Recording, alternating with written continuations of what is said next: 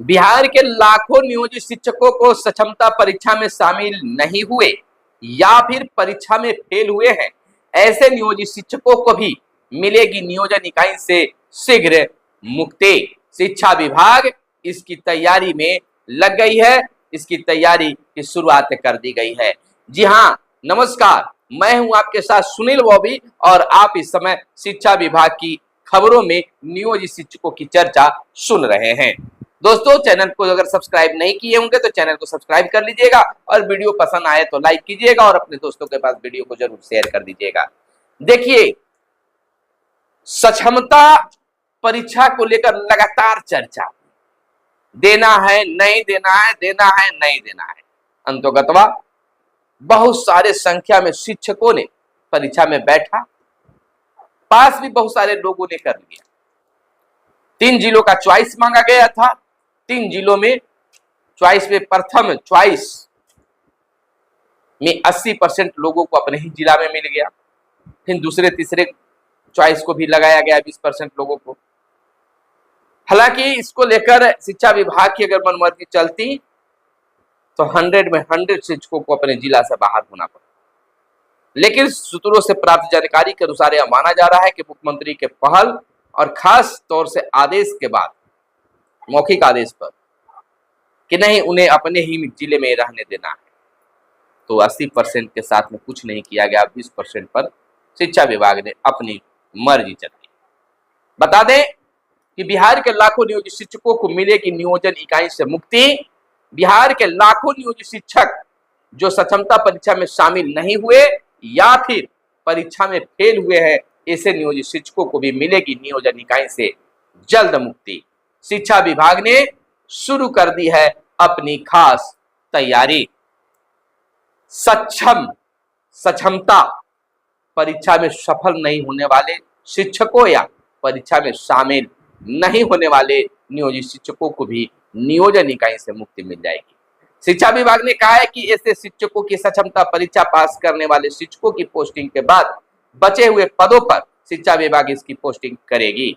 जो नियोजित शिक्षक सक्षमता परीक्षा में शामिल नहीं हुए या इस परीक्षा में सफल नहीं हो पाए हैं, वह नियोजित ही बने रहेंगे, लेकिन उनकी पोस्टिंग भी शिक्षा विभाग अपनी इच्छा अनुसार अधिक पदों पर बचे हुए रिक्त पदों पर करने की योजना बना चुकी है। सक्षमता परीक्षा में शामिल नहीं होने वाले नियोजित शिक्षकों को शिक्षा विभाग ने स्पष्ट कर दिया है कि ऐसे शिक्षकों को भी अपने मूल विद्यालय से ट्रांसफर कर दिया जाएगा। इसके पीछे का कारण शिक्षा विभाग ने बताया कि शिक्षा की गुणवत्ता में इसे अधिक से अधिक सुधार होने की संभावना है।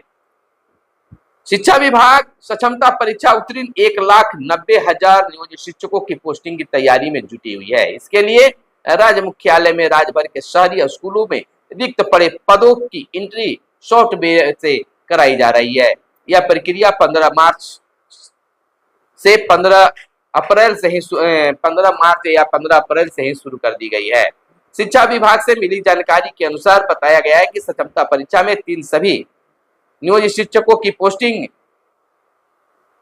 भी विद्यालय आवंटन के बाद रिक्त पड़े पदों पर सक्षमता परीक्षा नहीं देने वाले शिक्षक या सक्षमता परीक्षा में फेल होने वाले शिक्षकों की पोस्टिंग शिक्षा विभाग अपने सहूलियत के अनुसार करेगी।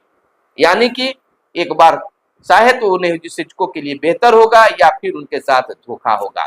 तो जो नियोजित शिक्षक अगर परीक्षा नहीं दिए या फेल किए हैं और नहीं देना चाहते हैं, ऐसे तो दूसरी बार इसकी परीक्षा की तारीखें निकाली जाएगी, फॉर्म भराई जाएगी, लेकिन फिर भी अगर वो परीक्षा में शामिल नहीं होना चाहते हैं तो उनके लिए भी वहां से उनको हटाया जाएगा।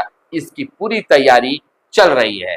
यानी कि कहीं न कहीं अब सभी नियोजित शिक्षकों को अपना मूल विद्यालय छोड़ना ही पड़ेगा, क्योंकि अब के पाठक अपर मुख्य सचिव के दिमाग में बैठ गया है कि गुणवत्तापूर्ण शिक्षा दिलवानी है तो शिक्षकों को अपने गांव पंचायत से दूर करना होगा, अपने प्रखंड से दूर करना होगा।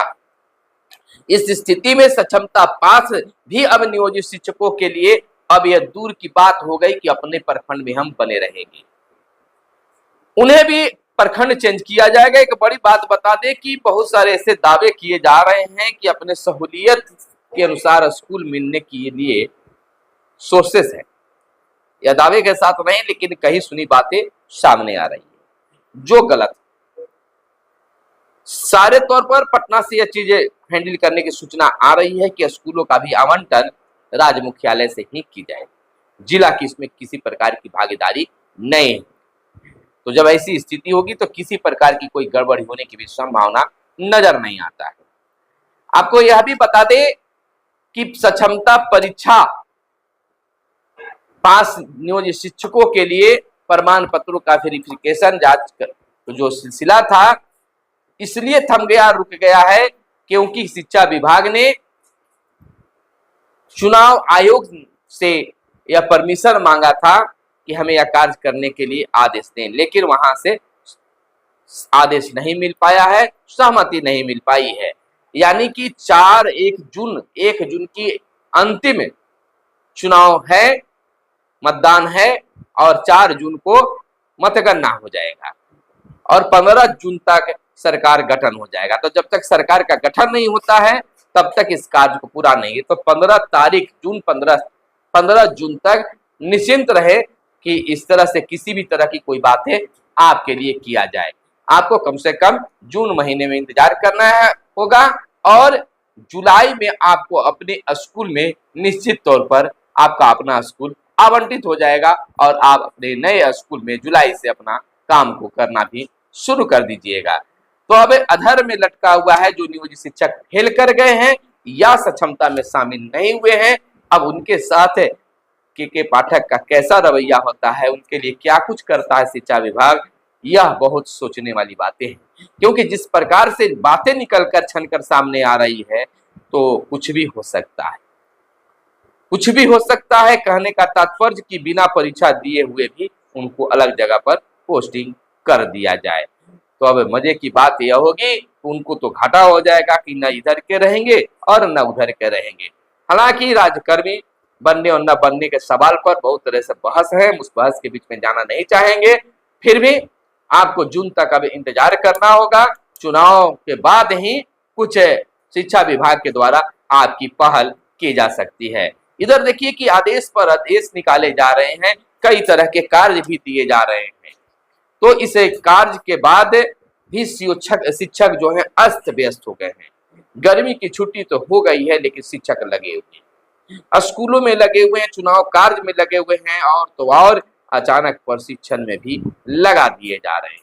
वह भी 50 किलोमीटर 60 किलोमीटर दूरी के प्रशिक्षण केंद्र पर भेजा जा रहा है। तो कहीं न कहीं बिहार के नियोजित शिक्षक ऐसी हालात से गुजर रहे हैं कि कुछ कहना नहीं है। अगर दर्द समझें तो समझ सकते हैं कि आखिर क्या नियोजित शिक्षकों के साथ में हो रहा है, और मुख्यमंत्री भी इस बात की संज्ञान शायद लेते तो बात कुछ बनती, लेकिन ऐसी स्थिति कुछ बनती नहीं दिख रही है। तो फिलहाल हमारे साथ बने रहिए और बताइए कि कहां तक क्या कुछ सही है और क्या कुछ गलत है और क्या कुछ शिक्षा विभाग हो रहा है। फिर मिलते हैं अगले वीडियो में, तब तक के लिए दीजिए इजाजत। जय हिंद, जय भारत, वंदे मातरम।